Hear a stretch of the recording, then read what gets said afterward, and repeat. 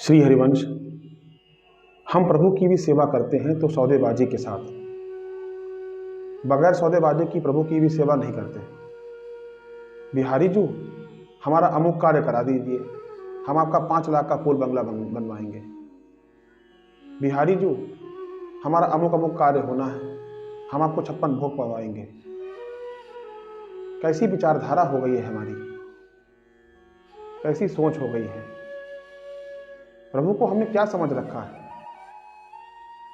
एक तरफ तो प्रभु को हमने मालिक का दर्जा दिया हुआ है और दूसरी तरफ उनको नौकर बना के रखा हुआ है। कभी सोचा है आपने, भक्त हो आप भगवान की सेवा कर रहे हो। एक भक्त ऐसा होता है जो एक तरफ प्रभु को सर्वोपरि रखता है और दूसरी तरफ उन्हीं से सौदेबाजी करता है। जैसे कि हम किसी दूसरे व्यक्ति से कहते हैं कि आप फला व्यक्ति को मार दीजिए, हम आपको 5 लाख रुपए देंगे, आपके लिए बंगला बनवा देंगे और सारी व्यवस्था आपकी हम कर देंगे। कैसी बुद्धि हो गई है हमारी। अरे तुम्हारा इस शरीर पर अधिकार है क्या? इस शरीर के आप मालिक हैं? कभी सोचा है आपने? अरे अनंत ब्रह्मांडों की रचना जिनके एक इशारे पर हो जाती है, अनंत माताओं के प्रेम में जो वात्सल्य है वो प्रभु का एक बिंदु मात्र है। वात्सल्य समुद्र है प्रभु। कौन सी घटना कहाँ घटनी है, हमारी विचारधारा क्या है, हमारे मन में क्या है, हमारी बुद्धि में क्या है, हमारी चेतना में क्या है, ये हमें उनको बताने की जरूरत है क्या? सब कुछ जानते हैं, वो सर्वत्र व्याप्त हैं। हर वस्तु हर विषय उन्हीं का बनाया हुआ है, वो सब जानते हैं। हमारे लिए जो उचित नहीं है वो हमें कदापि नहीं देंगे, चाहे हम कितना भी जोर लगा लें, और जो उचित होगा वो सहर्ष दे देंगे। यही प्रभु की माया है। जिस प्रकार एक माता अपने पुत्र की रक्षा के लिए उसे किस समय क्या चीज़ की आवश्यकता है, कब उसे भोजन चाहिए, कब उसे कौन सी चीज़ देनी है, ये माता का कर्तव्य होता है और वो भली बात जानती है। इस प्रकार प्रभु तो जगत के माता पिता हैं, वो सब जानते हैं किस वस्तु की आवश्यकता हमें कब होती है, कब देनी चाहिए, उनको सब पता है। ऐसे वात्सल्य समुद्र को हमने क्या समझ रखा है। आप भक्त हैं, जरा विचार कीजिए, देखिए ये सत्संग है। सत्संग से हमें वो प्राप्त होता है जो अनंत जन्मों के तपस्या से भी प्राप्त नहीं हो सकता। तात स्वर्ग अपवर्ग सुख धरी तुला एक अंग, तूल न ताहि सकल मिली, जो मिली लब सत्संग। सत्संग से जो ज्ञान प्राप्त होता है वो कहीं से भी प्राप्त नहीं हो सकता।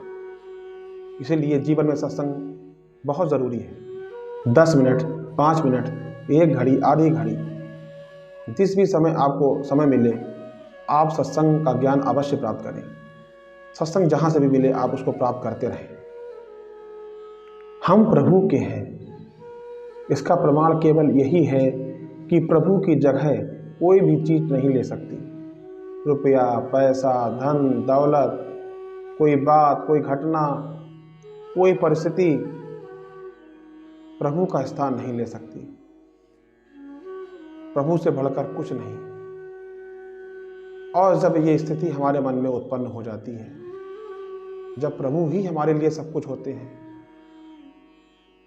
प्रभु ने क्या कहा, अपना आत्मसमर्पण मुझ में करो।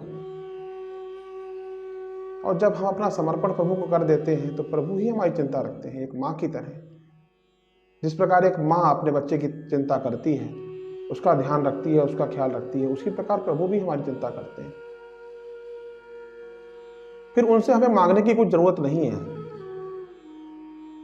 वो बिन मांगे ही दे देते हैं। बिन मांगे मोती मिले, मांगे मिले न भीख। जब हम पूर्ण निष्ठा से प्रभु को अपने हृदय में उस स्थान पर रखते हैं तो आप विश्वास कीजिए, हमें कुछ नहीं करना पड़ता। अनंत शक्तियां हमारी रक्षा करती हैं।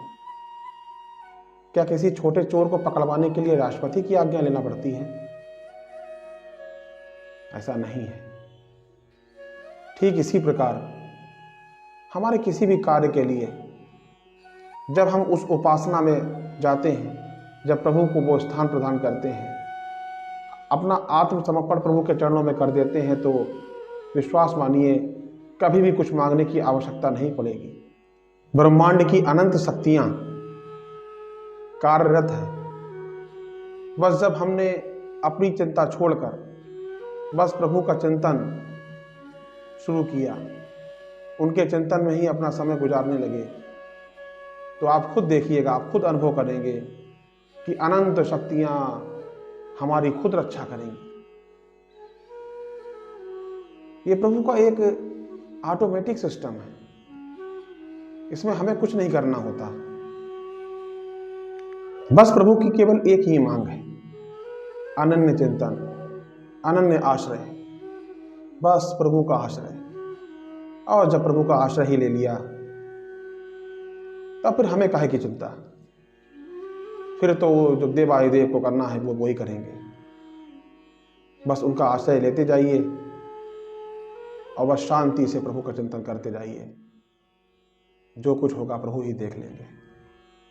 अरे वो सर्वत्र हैं, सर्वशक्तिमान हैं, उनसे कुछ भी नहीं छिपा है, वो सब कुछ जानते हैं।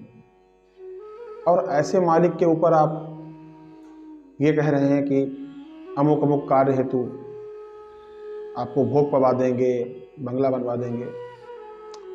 यही तो आपकी गलती है, यही गलतियां आप कर रहे हो। अरे ये तो उनका कार्य है, जो आप चाहते हो यह उन्हीं का कार्य है, ये आपका कार्य नहीं है। इसलिए जब जो कुछ भी हमको चाहिए होगा वो स्वयं ही हमें देंगे, उसको मांगने की या जबरदस्ती करने की आवश्यकता नहीं है। जय जय श्री हित हरिवंश।